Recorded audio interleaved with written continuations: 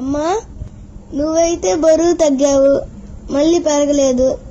కానీ మా ఫ్రెండ్ వాళ్ళమ్మ మాత్రం బరువు తగ్గి మళ్ళీ పెరిగారు. ఎందుకు? అది చాలా మందికి కామన్ బాబు. కారణం సింపుల్.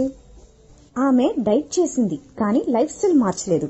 డైట్ అంటే తాత్కాలికంగా తినడం తగ్గించడం, లైఫ్ స్టైల్ అంటే మన హ్యాబిట్స్ ని మార్చడం. చాలా మంది వెయిట్ తగ్గిన తర్వాత మళ్ళీ పాత అలవాట్లకి వెళ్తారు. అందుకే వచ్చిన రిజల్ట్ కూడా మళ్ళీ పోతుంది. అంటే డైటింగ్ మాత్రమే చేస్తే లాంగ్ టర్మ్ రిజల్ట్స్ రావు కదా అమ్మా? అవును బాబు, వెయిట్ తగ్గడం కాదు, మైండ్ సెట్ అండ్ హ్యాబిట్స్ మార్చుకోవాలి. Food, water, sleep, activity, coach support, ఇవే main pillars.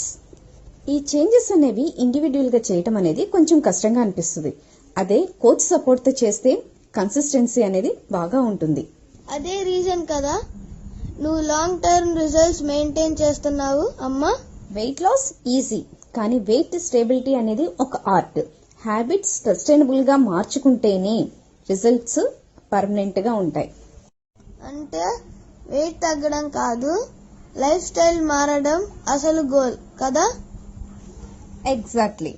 Temporary diets give results, sustainable habits keep results.